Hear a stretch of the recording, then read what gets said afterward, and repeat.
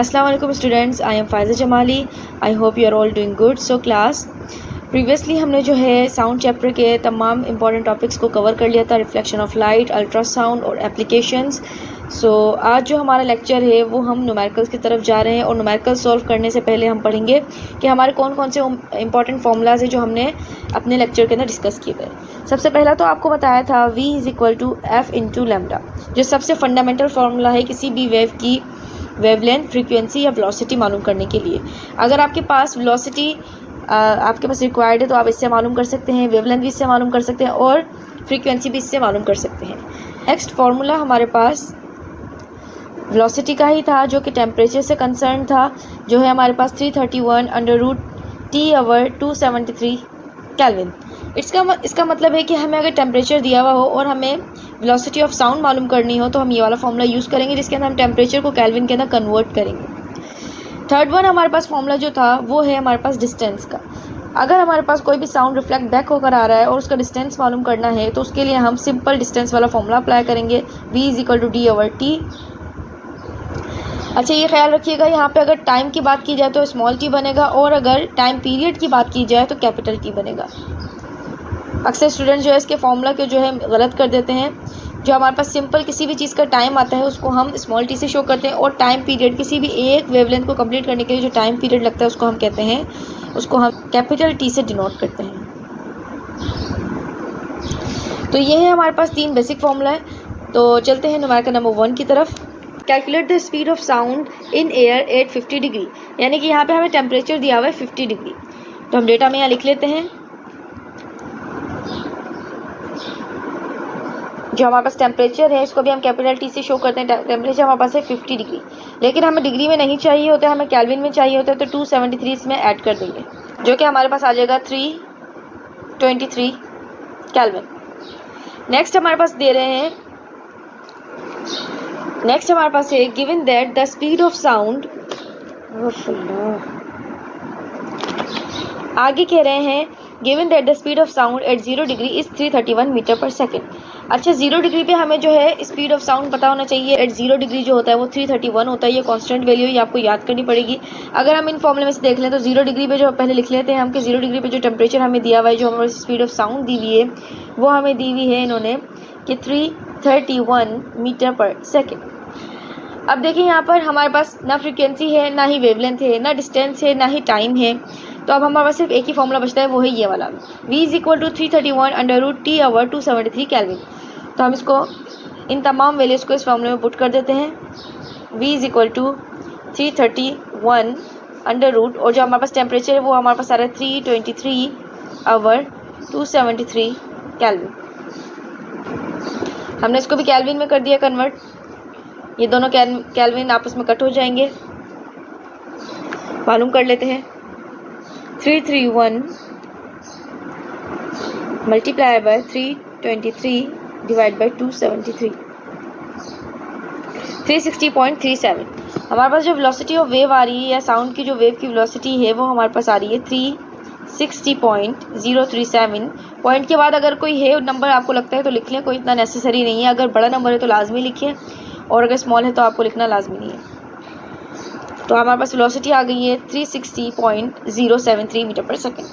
Let's move to the question number 2। A person has an audible range from 20 hertz to 20 kilo hertz. ये frequency दी हुई है। Normal human जो है audibility होती है उसकी फ्रीक्वेंसी जो होती है 20 to 20 किलो हर्ट्ज होती है, वही दी हुई है हमें। What are the distinguishing wavelength of sound waves, यानी कि हमें दोनों की वेवलेंथ का फ़र्क बताना है, 20 हर्ट्ज का भी और 20 किलो हर्ट्ज का भी। In air corresponding to this two frequencies, इन दोनों फ्रीक्वेंसीज को देखते हुए हमें वेवलेंथ बतानी है। Take the speed of sound in air is 340 metre per second. हमें जो स्पीड ऑफ साउंड दिया हुआ है वो मीटर पर सेकेंड कितना दिया हुआ है, 340। हम तो फ्रीक्वेंसी है हमारे पास 20 to 20 किलो हर्ट्ज और वेलोसिटी है हमारे पास 340 मीटर पर सेकेंड। हमारे पास एक ही फॉर्मूला है वेवलेंथ मालूम करने के लिए। अच्छा, हमें वेवलेंथ यहाँ पे मालूम करना, मैं यहाँ लिख देती हूँ f × लैम्डा, क्योंकि हमारे पास 2 फ्रीक्वेंसी दी हुई है। तो यहाँ पर फ्रीक्वेंसी 1 और लैम्डा 1 और दूसरी फ्रीक्वेंसी के लिए फ्रीक्वेंसी 2 लैम्डा 2। वेलोसिटी दोनों में क्या रहेगी, सेम रहेगी, क्योंकि यहाँ लैम्डा 2 के लिए अरेंज करना है तो v/f2 और यहाँ पर lambda 1 = v/f1। Be our F1। 340 हमारे पास वेलोसिटी है और फ्रीक्वेंसी कितनी दी हुई है, पहले में 20 हर्ट्ज, वेलोसिटी दोनों में सेम और फ्रीक्वेंसी कितनी है 20 किलो हर्ट्ज, यानी कि 1000 आ जाएगा। 1000 से या कितना हो जाएगा, मल्टीप्लाई हो जाएगा। इसको मालूम कर लेते हैं। Lambda 1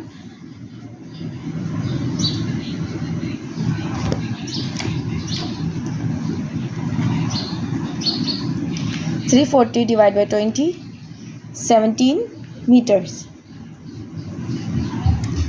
340 divide by 20,000 0.017 metres. Book के अंदर इसका आंसर जो है 58 पॉइंट समथिंग आ रहा है, तो 58 इसका आंसर नहीं है। इसका आंसर यही है, मीटर में आएगा और यही इसका आंसर होगा। Let's move to the next problem. Problem number 3 हमारे पास, a ship uses ultrasonic pulses to measure the depth of the submarine beneath the ship.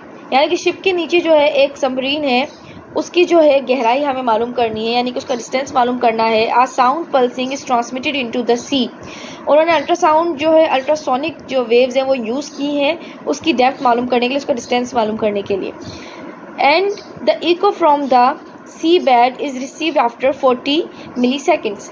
कह रहे हैं कि हमारे पास जब उन्होंने साउंड, अल्ट्रासाउंड जो है, अल्ट्रासोनिक साउंड जो है उन्होंने भेजे वो सबमरीन को डिटेक्ट करने के लिए, तो वो वहाँ से रिफ्लेक्ट बैक होकर आए, यानी कि वो इको की तरह हमारे पास दोबारा से रिसीव हुए 40 मिली सेकेंड्स के अंदर। The speed of sound in sea water is 1480 metre per second. Calculate the depthness of the submarine.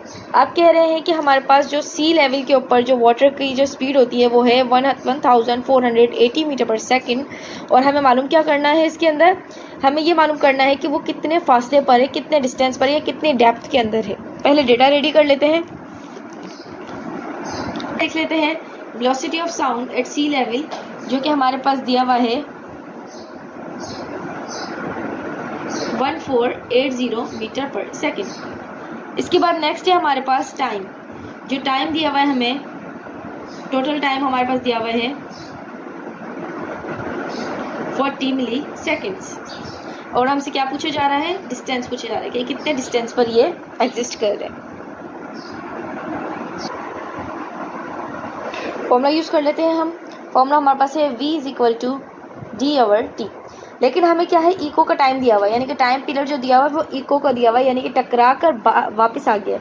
Let's suppose कि यहाँ पर ही हमारे पास शिप है और नीचे हमारे पास ये सबमरीन है। इको का मतलब है कि यहाँ से वो वेव आई है और इससे टकरा कर वापस आ गई है।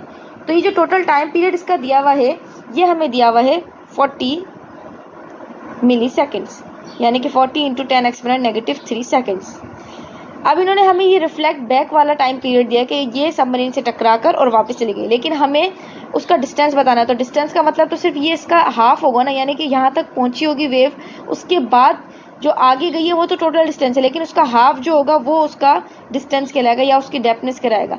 तो हम इसको जो मिली सेकेंड इसको 2 से डिवाइड कर देंगे, 40 इंटू 10 एक्सपोनेंट -3 डिवाइडेड बाई 2 मालूम कर लेते हैं। 40 एक्सपोनेंट -3 डिवाइड बाई 2, आंसर आ रहा है हमारे पास 0.02 सेकेंड्स। तो पुट कर देंगे V is equal to D/T, हमारे पास फॉर्मूला था, लेकिन इसको रीअरेंज करेंगे क्योंकि हमें मालूम क्या करना है, इसका डिस्टेंस मालूम करना है। तो V into T is equal to D, क्योंकि हमें क्या मालूम करना है, डिस्टेंस। तो D is equal to V क्या है हमारे पास 1480, यानी कि उसकी वेलोसिटी क्या थी 1480 मीटर पर सेकेंड, और टाइम जो है 0.02 मल्टीप्लाई कर देते हैं। आंसर है हमारे पास 29.6 मीटर्स।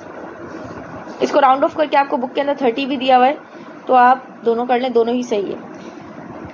लास्ट प्रॉब्लम है क्वेश्चन नंबर 4 हमारे पास। At night bats emit pulses of sound to detect their prey, यानी कि रात के वक्त जो है बैट जो है अपने शिकार को ढूंढने के लिए जो है कुछ पल्स या फिर कुछ वेव्स जो है वो इमिट आउट करते हैं। The speed of sound in air is 340 metre per second. जो हमारे पास स्पीड दी हुई है साउंड की वो दी हुई है 340 मीटर पर सेकेंड। नेक्स्ट कह रहे हैं हमें मालूम क्या करना है, a bat emits a pulse of a sound of wavelength 0.0080 metre, calculate the frequency of the sound. जो हमें वेवलेंथ दी हुई है वो हमें दी हुई है 0.0080 मीटर। ये हमें वेवलेंथ दी हुई है उस साउंड की जो उसने इमिट आउट किया है। हमें इसकी फ्रीक्वेंसी मालूम करनी है सबसे पहले। पार्ट नंबर 2 में क्या पूछ रहे हैं, the pulse of sound hits it's pre and it's reflect back in the bed. The bat receives the pulse 0.10 second after it is emitted. Calculate the distance traveled by the pulse of the sound during this time. अभी कह रहे हैं कि जब उसने कोई sound waves भेजी तो वो रिफ्लेक्ट बैक होकर आ गई, यानी किसी उसके जो शिकार है उससे टकराकर रिफ्लेक्ट बैक होकर आई। The bat receives the pulse 0.10 second after it is emitted. उसने जब वो पल्स इमिट की, यानी कि यहाँ पर ये बैट है, इसने ये पल्स इमिट की, ये इससे टकरा कर जब ये वापस पहुंची तो उतना टाइम था 0.10 सेकेंड। अपने टकराई भी और वापस भी पहुंच गई। Calculate the distance travel by the pulse of sound during this time. अब हमें इसका डिस्टेंस बताना है, यानी कि इधर से गुजरने के बाद ये जब वापस आ गई तो हमें टोटल डिस्टेंस बताना है।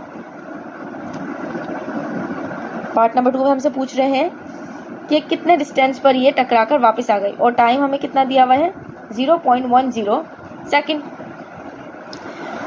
नंबर 3 पार्ट में हमसे कह रहे हैं calculate the distance of the pre from the back. अब जो ये यहाँ पर हमारे पास प्री बना हुआ है, यानी कि जो बटरफ्लाई बनी हुई है ये इसका शिकार है। अब इससे टकराकर जो बैक आई है, वो जो वेव्स बैक आ गई हैं इससे टकराकर, उसका डिस्टेंस हमें बताना है, या इसका प्री का डिस्टेंस या उस वेव का डिस्टेंस जिससे टकराकर आई, दोनों सेम होंगे। तो डेटा तमाम मौजूद है, मालूम कर लेते हैं।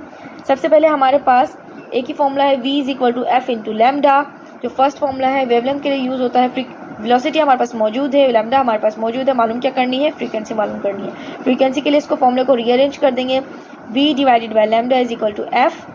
तो हमारे पास फ्रीक्वेंसी क्या आ जाएगी 340 डिवाइड बाय 0.0080। कैलकुलेट कर लेते हैं।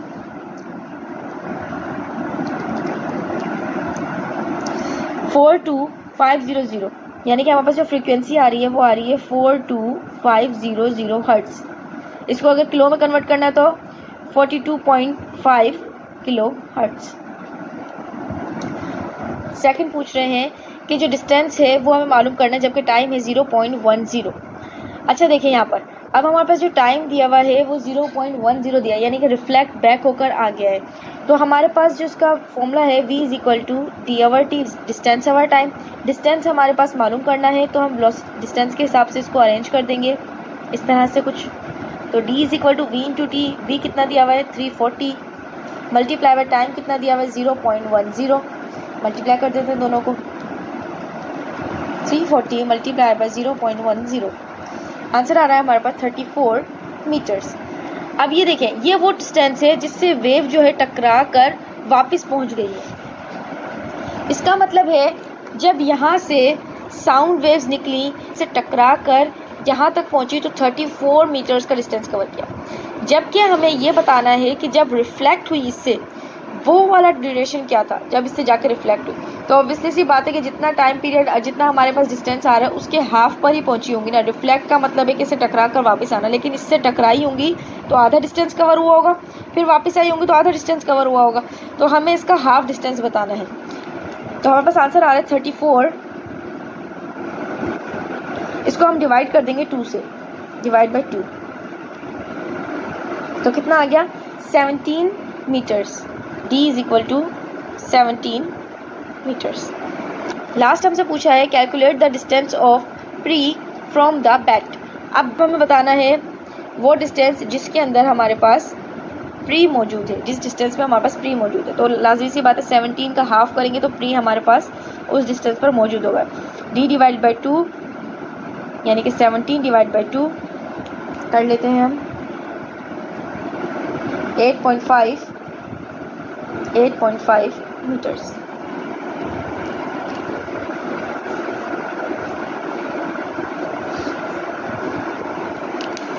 तो क्लास हमारे पास ये था चैप्टर नंबर 11 के न्यूमेरिकल प्रॉब्लम।